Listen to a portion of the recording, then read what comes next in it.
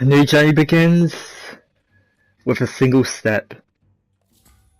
And I believe this match is the first step in what will be a fairly long journey with Uncharted for multiplayer.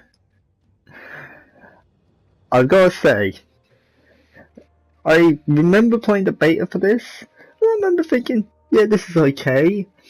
This feels like, The Last of Us kind of multiplayer in the sense that while the whole game doesn't revolve around the multiplayer, it actually revolves around the single player. That's what the majority of your playtime is going to be with this game. Going and playing the story, either going back, replaying missions, playing it for the first time, or replaying the entire story on a higher difficulty just to be an achievement hunter. I think that's fair to say. That's what a lot of Naughty Dog games now revolve around. I can certainly attest that's the case with The Last of Us.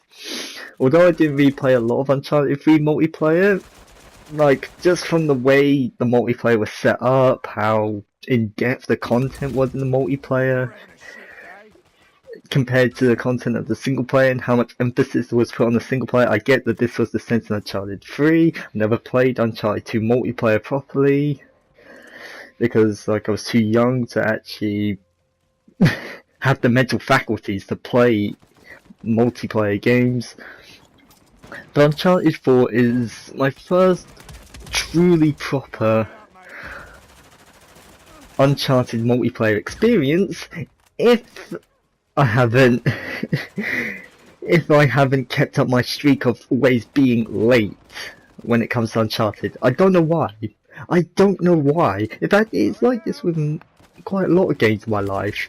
I'm always the one out of even my group of friends or just in general, I'm the last one to actually pick up the game. Now if you excuse me, I just need to pummel these two into the dirt.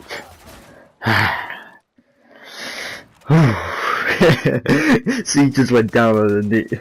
I'm not implying any innuendos, I'm just saying she went down to revive him and I just came over, she's like, nope!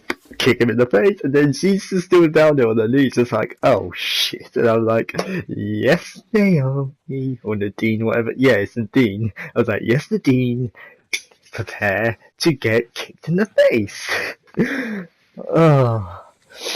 But so far, I haven't really played a lot of this. However, I have tried to play all the modes I can play. So far there's only 4 modes in the current playlist that I can select from. I've got Team Deathmatch, I've got Introduction, which is supposed to be Team Deathmatch, but for the new players to the game, it's like a sort of closed environment where the new players can play.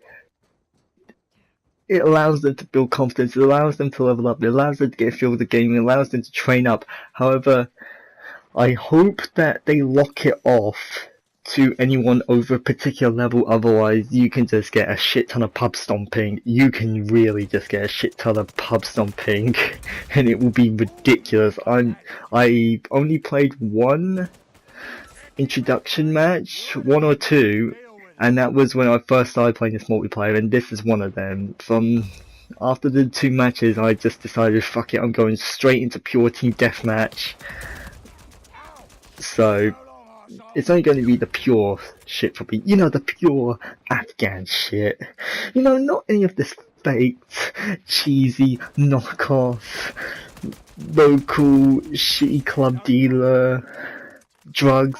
The pure Afghan shit. That is what my multiplayer gameplay is going to be.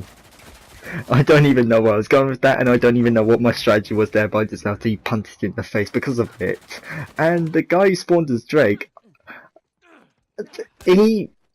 I'm not sure whether to call that a shit spawn by the game. It's either a shit spawn, it's either brilliant luck, or it is just indescribable. Nevertheless, what else do I have to say? Oh yes, I've gotten quite far in my playthrough, but after the time of recording this, I am stuck on a particular section. You'll find out which section it is when I come up to it, when I start putting out videos for the playthrough of Uncharted 4, but I will leave it in the description if I have to skip over a section, or I will make another video, just like a short 20-second video or a short minute-long video saying, okay, I was playing Uncharted 4, I got particularly stuck on this section. I would have had to make too many videos to actually show me completing it, so I've had to cut out the middleman, skip out this entire section, and I'm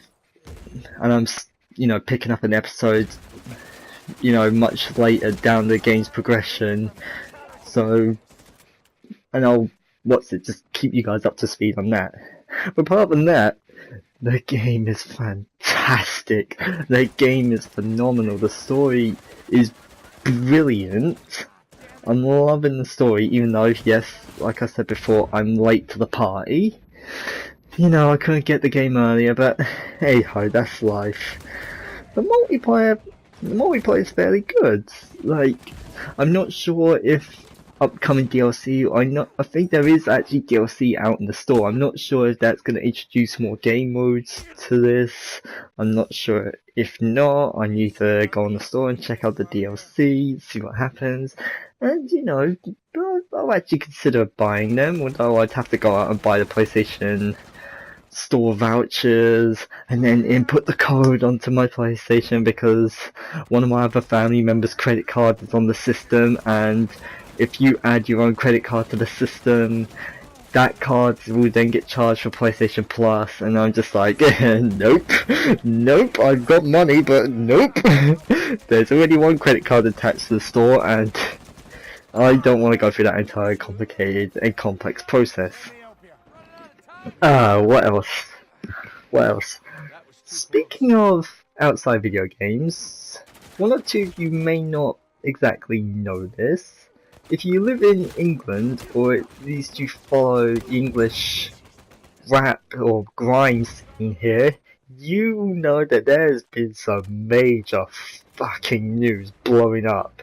I shit you not, there's been some major, like, the internet around the grime scene, or the conscious rap scene, in recent days has just been going batshit crazy. If you follow rap here, you will understand what I'm on about. But for those of you who don't understand, allow me to fill you in on a couple things. A few months ago, Akala released part 4 of his 4 Fire in the Booth. So Fire in the Booth part 4. And I can't stop listening to it. Like, even though it's a few months old, I just can't stop listening to it because it just puts me on the floor. It's just that intense. And then a couple days ago, I think about a week ago, on Unilad Music, he releases his new track. They somehow get the rights to show the preview track, and then he uploads the track to his own YouTube channel, Akala Music, and I'll say this now, Akala's music isn't light in nature or tone, but it's just brilliant. Like, his lyricism, his ability as a rapper is just something else. It's inhumane. Everyone goes on about, oh, Jay-Z is the greatest rapper, Eminem's the greatest rapper. I call bullshit on all of that. You go listen to Akala. You go listen to any of Akala's albums. You actually sit down, you listen to the words, you listen to what he's saying in his songs, and you'll understand why I consider him the greatest rapper over Jay-Z, over Eminem, over the mainstream rappers. But some even better news. In 2011, one of my favourite rappers decided to come out of the rap scene because of, outside pressure, but also to focus on other things in his life. His name is Lowkey. A couple days ago, he came back with a new track on Global Faction called Ahmed. I can't pronounce the name of the track, I'm sorry. And he's going back on tour. He's coming to London in October. I cannot wait. I'm so fucking excited. I'm gonna save up. I'm gonna buy tickets for that show. Anyway, I gotta go, guys. I want to leave you with a bonus clip of one aspect I really love about Uncharted multiplayer. I'll see you guys when I start my Uncharted playthrough. Well, when I start uploading it. Anyways, you guys have a terrific day. I'll see you.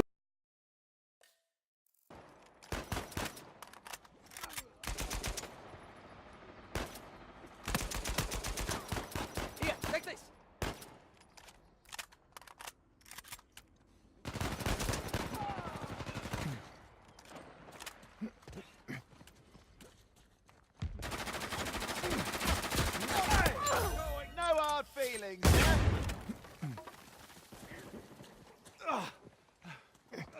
Red Malice.